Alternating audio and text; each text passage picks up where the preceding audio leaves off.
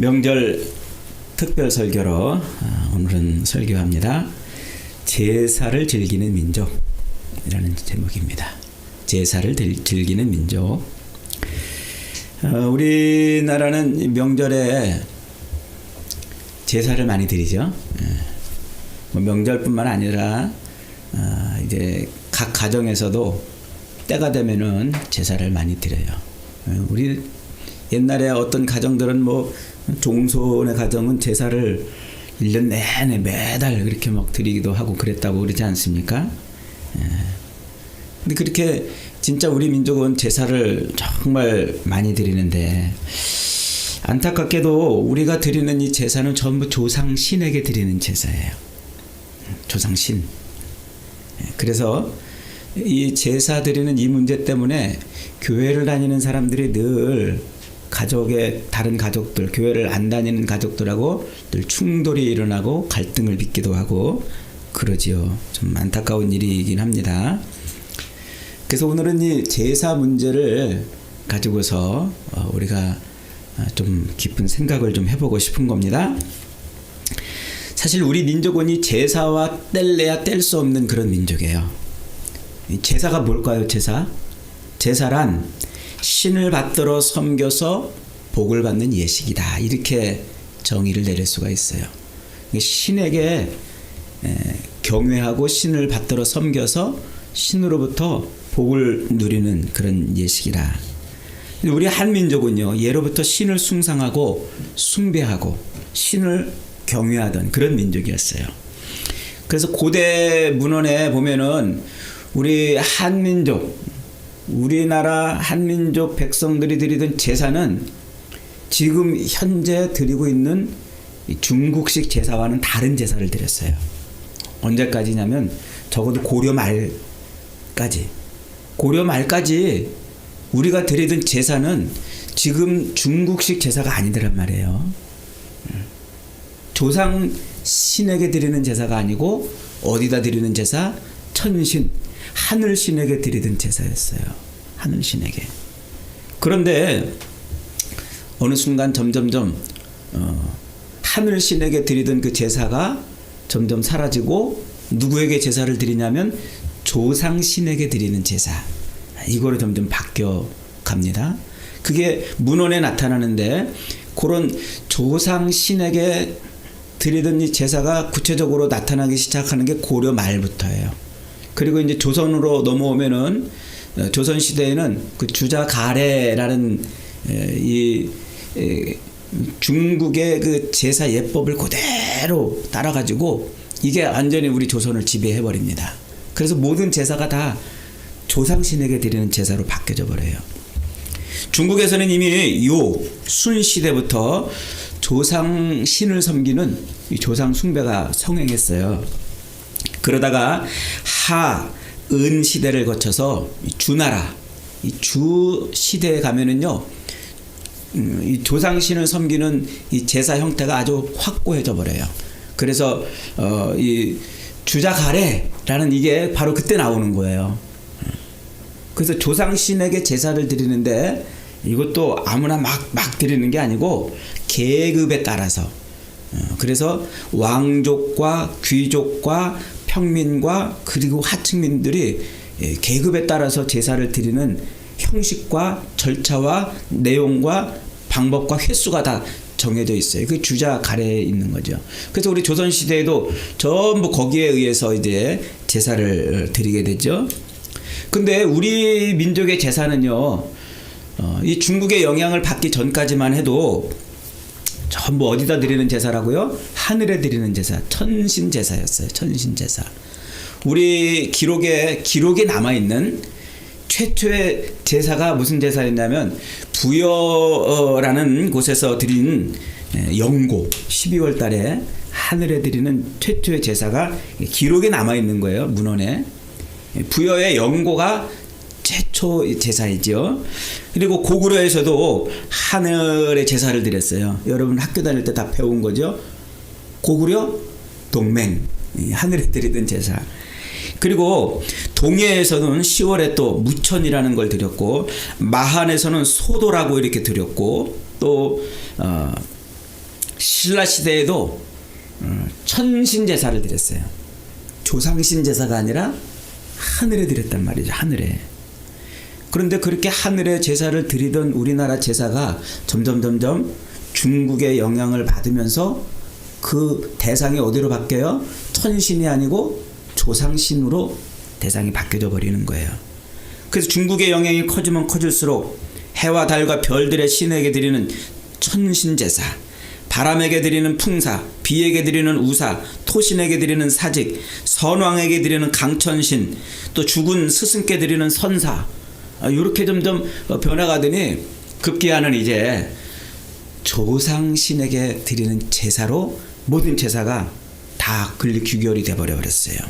그래서 이 주자가래의 지침을 따라 가지고 열심히 조상들에게 제사를 드리는 거죠.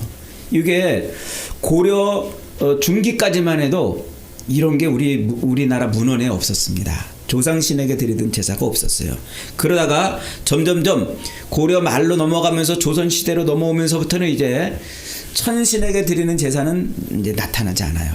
어쩌다가 이제 기우제를 드리거나 아니면 큰 어떤 재앙이 있을 때 그때 왕이 선농단에서 하늘을 향해 드리던 그 제사 외에는 각 가정에서 드리는 제사건 또 나라에서 주관하는 제사건 전부 조상을 향한 제사로 바뀌어버렸다는 것이죠. 근데 우리 원래 이 한민족 원래 제사는 어디를 향했다고요? 하늘을 향했단 말이에요. 이게 굉장히 아주 중요한 문제입니다. 적어도 우리 민족은 중국의 영향을 받기 이전에는 조상신을 섬기지 않았단 말이에요. 하늘신을 섬겼단 말이죠. 그리고 그렇게 하늘신을 섬기는 그 모든 일들을 누가 주관했냐면 왕이 주관을 했어요. 그래서 그 왕이 천신을 섬기는 일의 대표 주자가 된 거죠. 그러니까 우리나라는 지도자가 백성들을 모아놓고 하늘의 신께 경외하고 안녕을 비는 그런 제사를 열심히 드리던 그런 민족이라는 거예요. 이런 우리나라가 드리던 천신을 향하여 드리던 이 제사의 원형이 어딨냐면 바로 창세기 8장에 나와요. 창세기 7장까지 노아 홍수가 끝났어요. 그래서 노아가 자기 8식구들, 자기 7식구와 더불어서 땅을 딱 밟고서 처음 드린 게 뭐냐면 하나님 앞에 제사를 드려요. 제사. 그리고 제단을 쌓고 제사를 드리죠. 그 제사가 무엇인가 하면은 바로 하나님이 자기들을 구원한 것을 인한 감사제, 홍수로부터 구원한 것을 인해 드리는 감사제를 드린 거예요. 그러자 그렇게 단을 쌓고 노아가 제사를 드리자 그 제사를 하나님이 흠향 제사를 받으셨어요.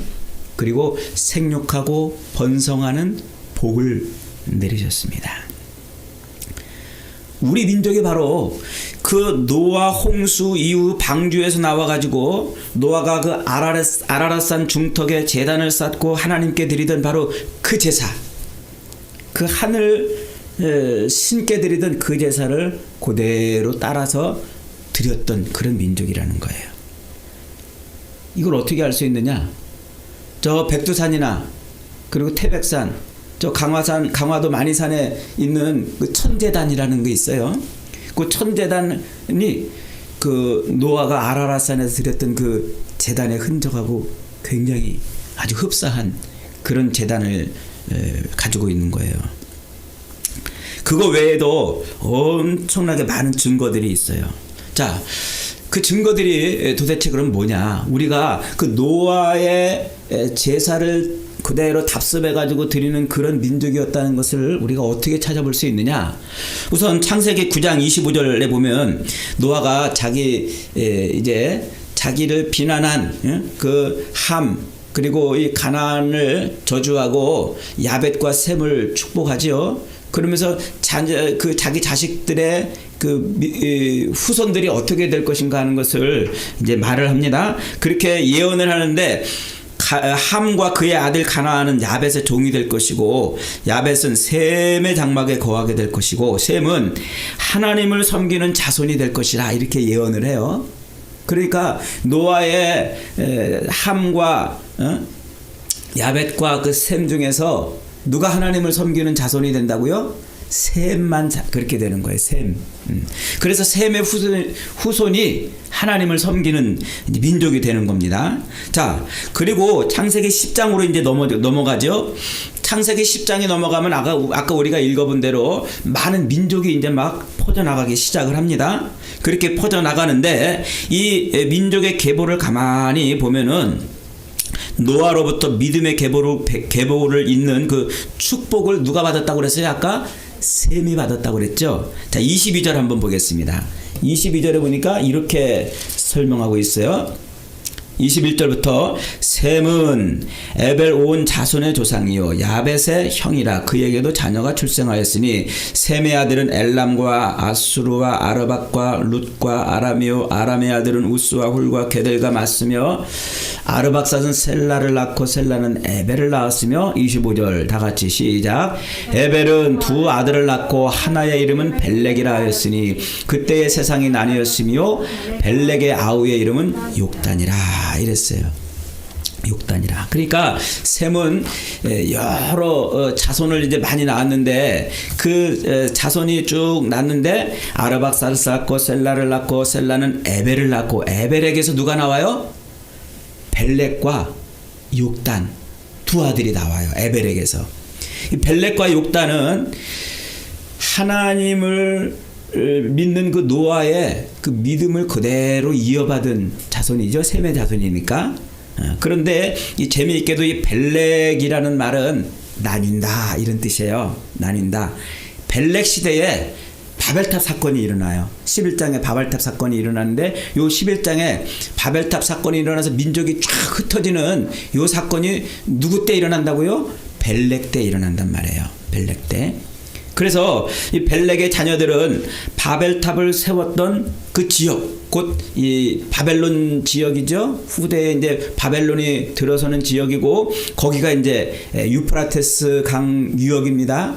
그 지역을 메소포타미아 지역이라 이렇게 이제 말하는데 그 유프라테스 유역 지금 지도로 따지면 이라크 또 페르시아 요 지역에 정착을 하는 거예요. 누가? 벨렉이. 에벨의 첫 아들 벨렉이. 그리고 그 벨렉의 6대 후손이 누가 됩니까? 그가 아브라함이에요. 벨렉의 6대 후손이 아브라함. 그 아브라함에게서 누가 나와요? 이스라엘이 나오죠. 그래서 셈으로부터 시작한 그 믿음의 계보가 에벨에서 이제 벨렉과 욕단으로 나뉘는데 그 벨렉이 이스라엘의 계보를 이루는 것이다 하는 거예요. 그런데 그 에벨의 아들 중에 벨렉 말고 이제 욕단, 그 욕단은 이제 그 다음에 9절에서 26절부터 이렇게 설명합니다. 욕단은 알모닷과 셀랍과 하살마웻과 에라와 하도람과 우살과 디글라와 오발과 아비마일과 스바와 오빌과 하윌라와 요밥을 낳았으니 이들은 다 욕단의 아들이며 30절 다같이 시작. 그들이 거주하는 곳은 메사에서부터 스발로 가는 길에 동쪽 산이었더라. 그러니까 벨렉은 어디에 거주하냐면 그 메소포타미아 지역에 거주하고 하나님이 그 메소포타미아에서 아브라함을 불러가지고 저 가나안 땅으로 불러내시죠. 그래서 거기서 이스라엘이 형성이 되는 거예요. 그런데 그 욕단은 지금 어디에 거한다고요? 욕단은 저 메사에서 스발로 가는 길에 동쪽 산에 거주했다. 그리고 그 다음부터 욕단의 자손들의 이야기가 나오지 않아요. 욕단에 기록이 없어요. 욕단에. 그래서 이 에벨 그 셈으로부터 이어져 가지고 믿음의 계보가 에벨에게서 벨렉과 욕단으로 딱 나뉘어서 벨렉은 이스라엘로 이어지는 계보를 이어가는데 욕단의 계보는 거기서 더 이상 언급이 안 되고 있어요. 학자들은 여기에 주목하고 있어요. 학자들은. 창세기 바로 이 10장 30절 다시 한번 봅시다. 10장 30절 그들이 거주하는 곳은 메사에서부터 스발로 가는 길에 동쪽 산이었더라. 여기 번역이 조금 아쉬운데 조금 더 직역으로 번역하면 이렇게 번역이 돼요.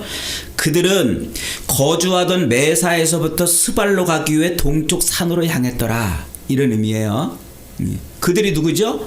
욕단의 형제들, 후손들입니다. 그러니까 욕단의 자손들은 이 벨렉의 자손들과 다르게 어디로 갔다고요? 메사에서부터 동쪽으로, 스발로 가기 위해서 동쪽으로 향했다. 이렇게 지금 말하고 있는 거죠. 이 메사라는 말이 어딜까요? 메사에서부터 어디로 갔다고요? 스발로 가기 위해서 동쪽으로 향했다 그랬어요. 동쪽 산으로. 이 메사가 어딜까요? 여기 메소포타미아의 옛 표현이에요. 그러니까 여기서부터 벨렉은 그 메소포타미아에 거주하는 것이고, 또 욕단은 어디로 가기 위해서? 스발로 가기 위해서 동쪽 산으로 향했다. 이 메소포타미아로부터. 그러니까 여기서 두 형제가 갈라지는 거예요. 두 형제가. 자, 그러면 이 스발이라는 것은 뭘 말하는 것일까요?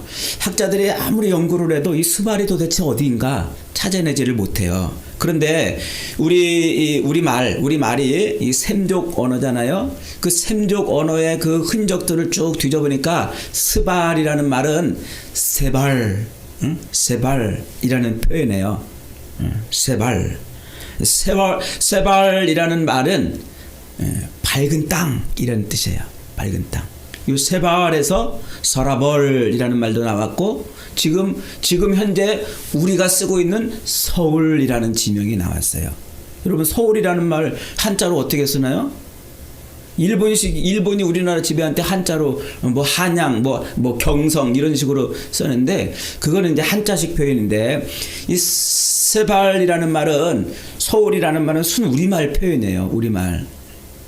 그러니까 우리말이 원래 우리말에서 이 서울은 세발이었어요. 밝은 땅이었어요. 밝은 땅. 그리고 동쪽 산으로 갔다 그랬잖아요. 이 동쪽 산도 하르하케뎀이라는 말인데, 이게 태양이 떠오르는 가장자리를 지칭하는 말이에요. 그러니까 지금 이 욕단의 자손들은 메소포타미아로부터 어디를 향하는 거예요? 태양이 떠오르는 가장자리, 즉 밝은 땅을 향해서 그들이 태양이 떠오르는 그 가장자리를, 산을 넘어갔다는 말이죠. 그 태양이 떠오르는 가장자리가 어딜까요?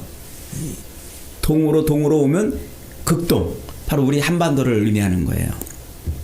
그러니까 믿음의 혈통인 이 셈의 후손은 이 벨렉과 이 욕단, 이 두 자손이 여기서 이렇게 갈라져 가지고, 벨렉은 메소포타미아 지역을 거주하다가 그 6대 후손이 아브라함이 가나안 땅에 들어가게 되고, 욕단의 후손들은 어디로 갔다고요? 밝은 땅으로 가는 거예요. 밝은 땅. 산을 넘고. 그래서 이 메소포타미아에서부터 이 한반도까지 오기까지는 수많은 산맥들을 넘어와야 돼요. 천산 산맥이니 알타이 산맥이니 이런 많은 산맥들을 넘어서 오게 되는 거죠. 그래서 태양이 떠오르는 가장자리, 밝은 땅, 여기까지 오게 되는 거예요. 그래서 이제 학자들은 이 욕단의 후손들이 동으로 해서 이 한반도까지 왔구나, 이렇게 보게 되는 거죠. 그래서 이 욕단의 후손들이 밝은 땅으로 왔는데, 이 밝은 땅이 한반도라고 하는 것을 증명하는 그 증거들이 그럼 있느냐? 그 증거들은 아주 차고 넘쳐요. 제가 이것을 이제 관심 갖고 공부를 이렇게 이제 하면서 책을 읽었는데, 저 태백에 가면 예수원이라는 그 수도원 비슷한 곳이 있어요. 수도원은 아닌데 거기를 처음 세운 분이 대천덕 신부님이세요. 그 대천덕 신부님은 우리나라 사람이 아니고 미국 사람인데, 미국의 그 한참 부흥운동을 일으키던 무디 선생이 무디 학교를 세워요. 그 무디 학교의 첫 번째 교장 선생님이 그 대천덕 신부의 할아버지예요. 그 손자가 와가지고 우리나라 와가지고 이 조선은, 대한민국은 특별한 나라다는 거예요. 그러면서 자기 나름대로 막 우리나라 고대 기록들을 자기가 막 조사해가지고 많은 자료를 남겼어요. 그분이 남긴 그 자료들을 가지고서 다른 학자들이 또 이제 추가적으로 이런저런 연구들을 합니다. 그래서 많은 자료들이 지금 증거들이 지금 나왔는데 그 중에 오늘 다 하기는 어렵고 이거 다 하려면 한 몇 시간 강의해야 되니까 다 하기는 어렵고 몇 가지만 여러분에게 오늘 설교로 나누고 싶은 거예요. 첫 번째로 우선 스발은 아까 옛말 세벌이라는 말이 나왔다고 그랬죠. 세벌, 밝은 땅이라고 그랬어요. 그러니까 이 세벌이라는 말은 빛이 드는 땅, 해가 떠는 밝은 땅이라는 거예요. 그렇게 해서 쭉 이제 욕단의 후예들이 그 밝은 땅에서 밝은 땅을 향해서 갔는데 이 밝은 땅이 어디냐면 박달나라 라고 이렇게 이름을 붙일 수가 있어요. 박달나라.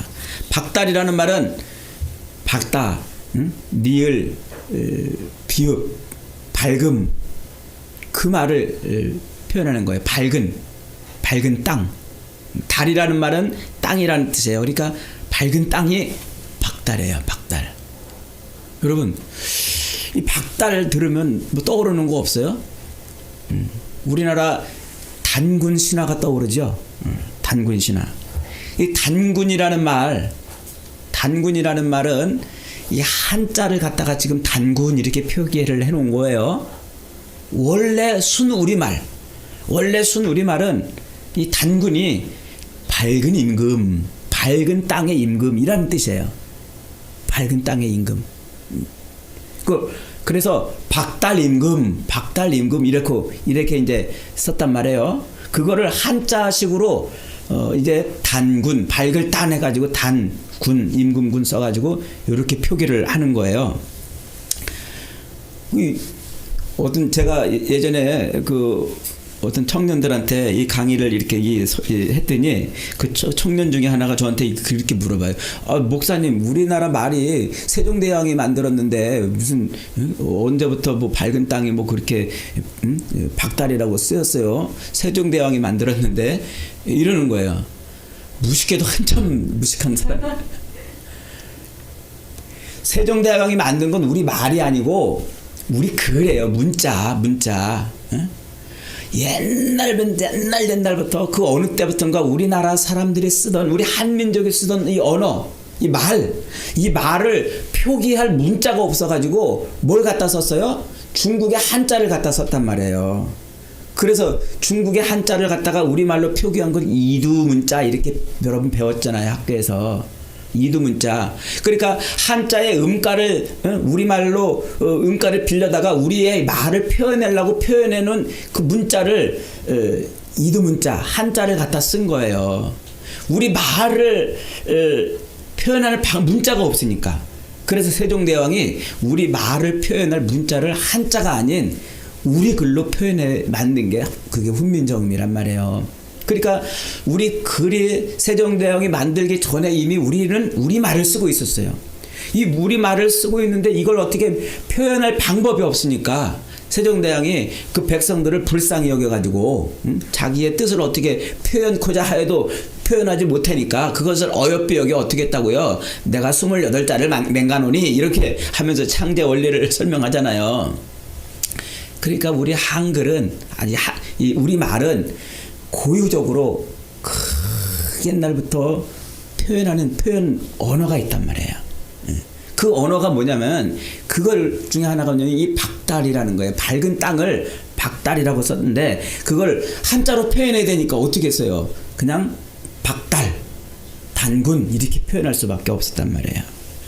그리고 그것을 또 우리는 또 후대 사람들은 그것을 그 이두문자를 보고서 어떻게 쓰냐면 이 단군을 재단 단자, 재단을 섬기는 임금이라고 이제 쓰게 되는 거예요. 그러니까 원학은 어떤 의미가 있다고 그랬어요? 밝은 땅에 있는 임금이라 이런 뜻이에요. 아까 세발이 뭐라고 그랬어요? 밝은 땅이죠. 그러니까 이 박달은 밝은 땅을 뜻하고 박달 임금은 밝은 땅의 임금이라 이 토박이 말이 한자로 표현되기를 단군이라 이렇게 이제 표현된 겁니다. 이 우리나라 그 단군의 기원 연대가 언제예요? BC 2333년이라 그러잖아요.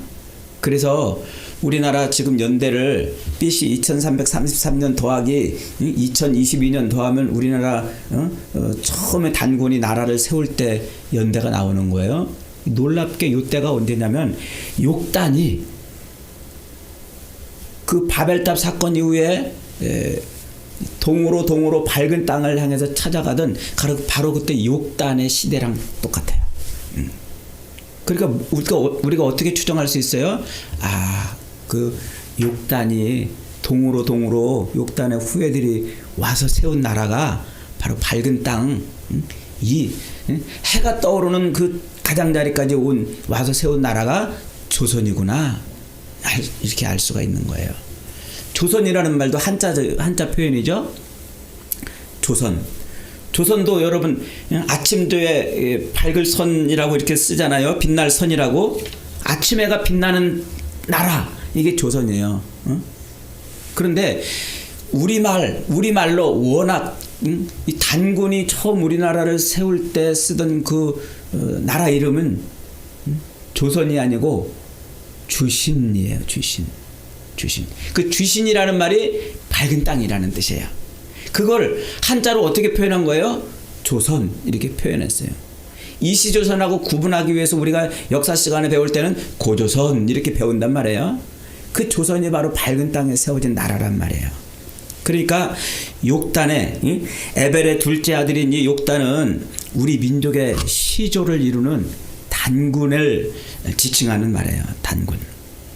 그 욕단의 후손들은 이제 노아의 시대 때 보았던 것처럼 그렇게 제단을 쌓고 하늘의 신에게 제사를 드리던 그 방식 그대로 밝은 땅, 태양이 떠오르는 이 땅에 와가지고 제단을 쌓고 하늘을 향해서 제사를 드렸단 말이에요.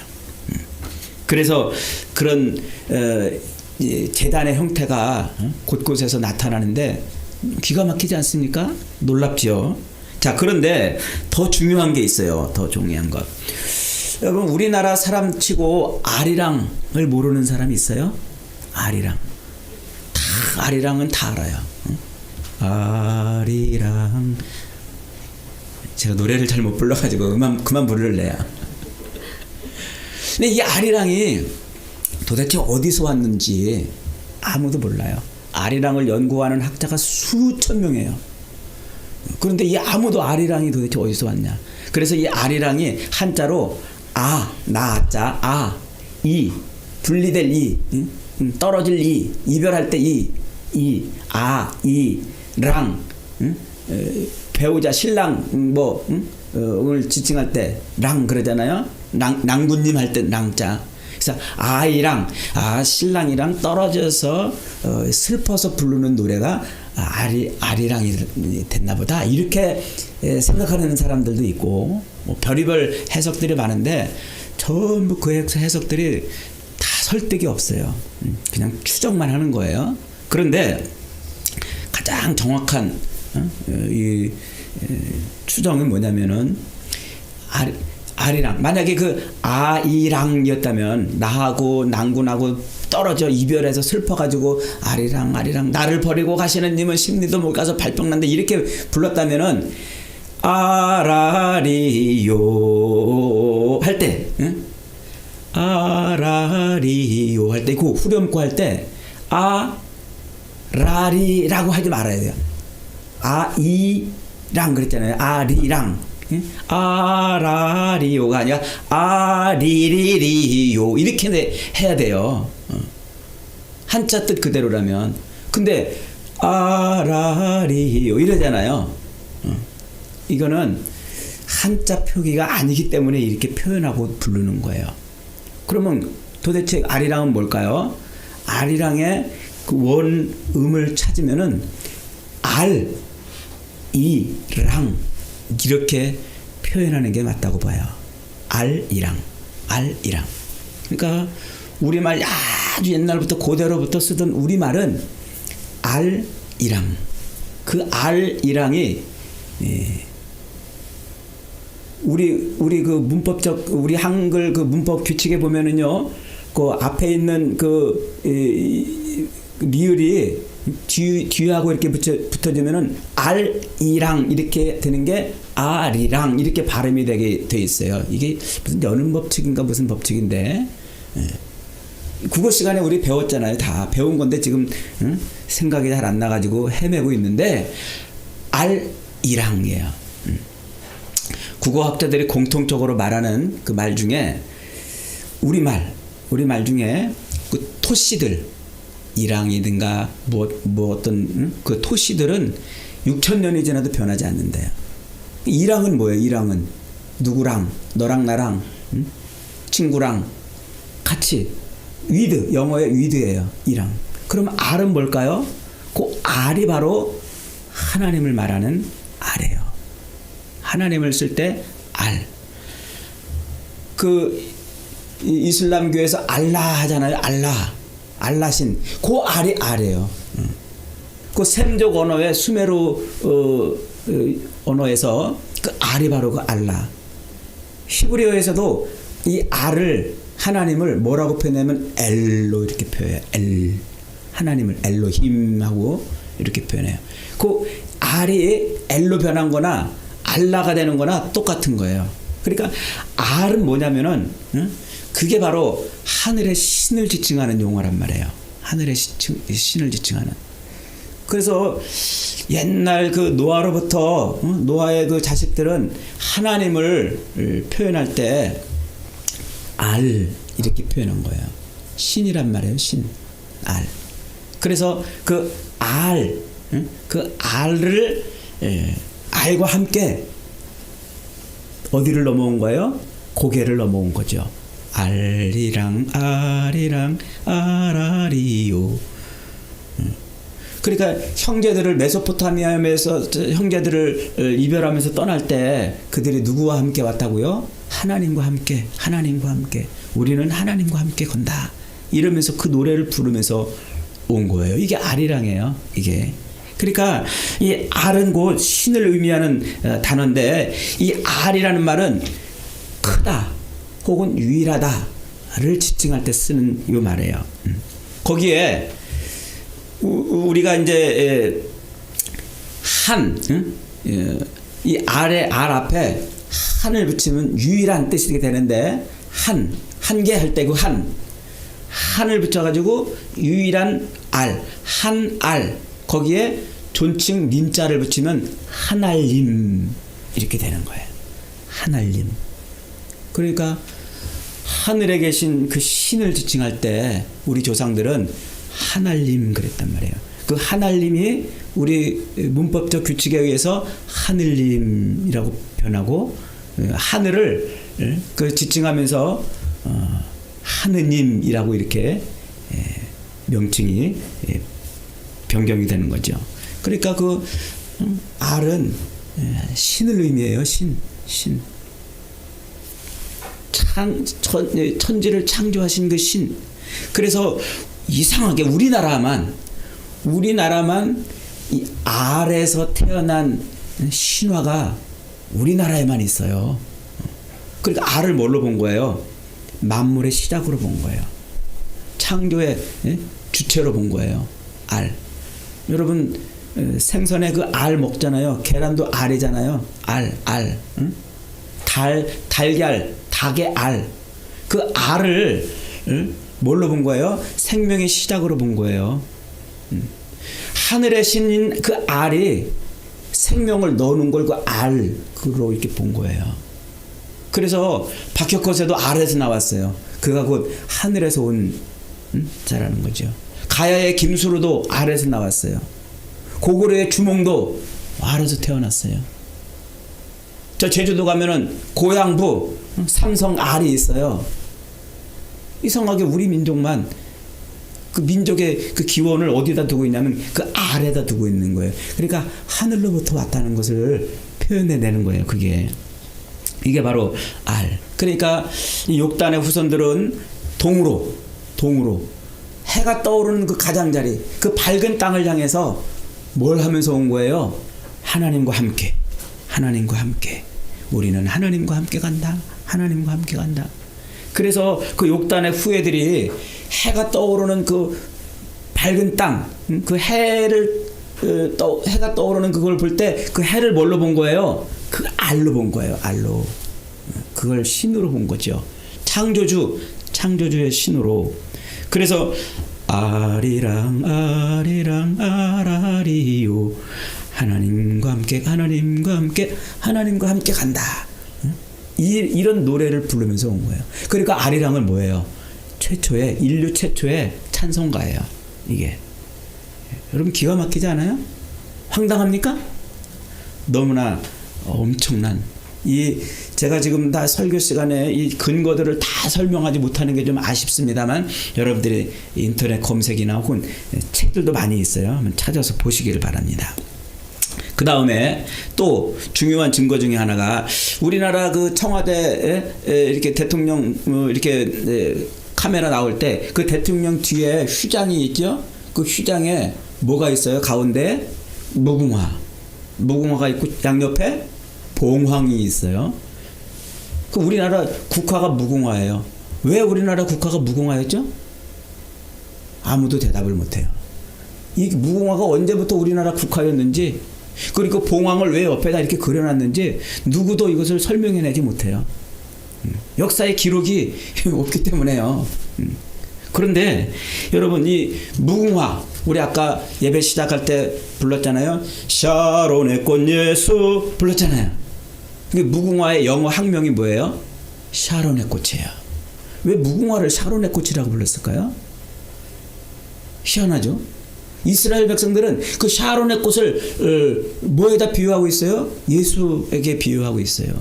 샤론의 꽃이 예수예요. 우리는 그걸 그대로 갖다가, 그 무궁화를 그대로 갖다가 국화로 쓰고 있는 거예요. 희한하죠? 이런 나라가 어디 있어요? 이 봉황은 뭘까요? 봉황은 우리나라 대통령 문장을 이렇게 갖다 놨는데, 봉황을 왜 갖다 놨을까요? 봉황을. 이 봉황은 바로 옛날 설문 고문소증이라는 고대 중국 문헌의 책이 있어요. 설문 고문소증이라는 책. 그 책의 조편, 새를 다루는 편을 보면은 이런 말이 있어요. 봉신조야 출조 동방군자지국, 이런 말이 있어요. 봉신조야 출조 동방군자지국. 그러니까 봉황새는 신의 새로서 동방군자의 나라에서 나왔다, 이런 말이에요. 고대 중국 문헌의 기록이에요. 그러니까 동방군자의 나라가 어디예요? 조선을 일컫는 거거든요. 옛날 그 고조선을. 거기서 뭐가 나왔다고요? 봉황새가 나왔다. 신을 섬기는 새로서 봉황새가 나왔다, 이렇게 말해요. 그러니까 이 봉황은 성경에 나와 있는 천사들을 그림으로 표현해낸 거예요. 스랍들, 그 천사들을. 그러니까 그 천사들 사이에 뭐가 있어요? 하나님이 계셔요. 하나님이. 출애굽기나 이사야나 이런데 그 천사들 사이에 하나님이 계시잖아요. 그런데 우리나라 대통령 문장에 천사를 형상화해 놓은 그 봉황새 안에 샤론의 꽃 예수를 넣는 거예요. 그걸 우리식으로 해석하면 뭐라고 해석할까요?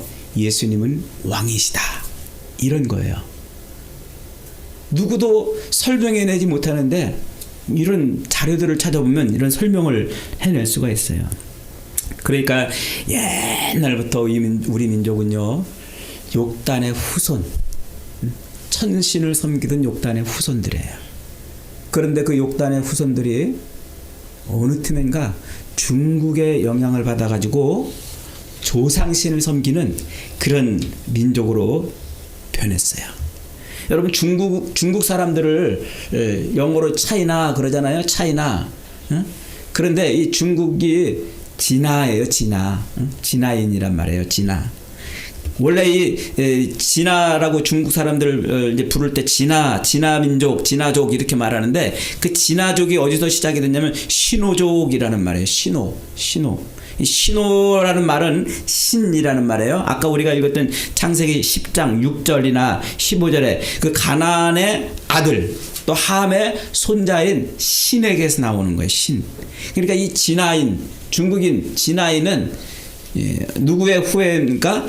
함의 후손인 거예요. 셈의 후손이 아니고 함의 후손이에요. 그러니까 믿음의 후손이 아닌 거예요. 셈만 믿음의 후손이에요. 그러니까 이 진화인들은요, 옛날부터 뭘 섬겼어요? 중국 사람들은 뭘 섬겨요? 용을 섬겨요, 용을. 한국 사람들은 용 안 섬겨요. 용을 되게 막 숭상하고 용을 막 이렇게 멋지게 저기 하는 사람들은 중국 사람이에요. 한국 사람들은 절대로 용을 섬기지 않았어요. 중국의 영향을 받아서 이제 점점 용을 숭상하는 그런 문화들이 스며들어 왔기는 했어도 진화인들이 섬기는 게 용이에요. 그런데 성경은 이 용을 뭐라고 표현해요? 옛뱀, 마귀라고 표현한단 말이에요. 옛뱀, 마귀. 그러니까 계시록 12장이나 19장이나 에덴 동산에서 하와를 유혹했던 그 옛뱀은 네 발로 걸어다니는 들짐승 아닙니까? 용은 그 네 발로 걸어다니는 형상을 하고 있지 않습니까? 그러니까 그 용은 신비감을 자극하는 어떤 뱀의 형상을 표현하고 있는데 그 몸에 네 발을 그려놓고 있단 말이에요. 그게 용의 모습이에요. 용. 그래서 성경에 옛뱀을 형상화한 그런 모습이라 이렇게 이제 보고 있고, 그래서 이 진화인들, 고대 중국인들은 고대로부터 용을 숭상했단 말이에요.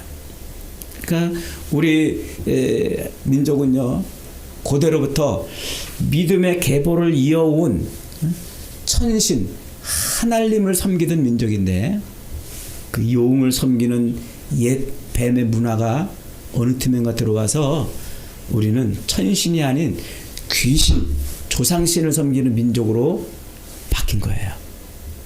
그래서 제사가 뭐예요?